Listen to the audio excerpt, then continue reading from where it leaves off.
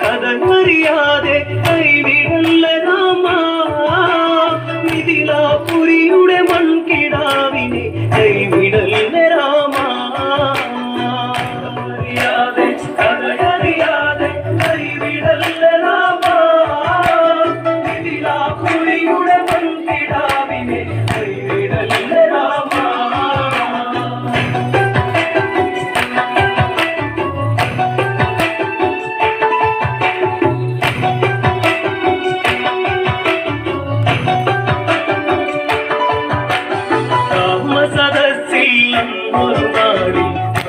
സംഭാഷണങ്ങൾ കൊടുവി ഭദ്രനോദിയോരപവാദങ്ങൾ കേട്ടുപിടഞ്ഞാരാഘവനെന്ന് ലങ്കാപുരി രാവണനൊത്തു കഴിഞ്ഞു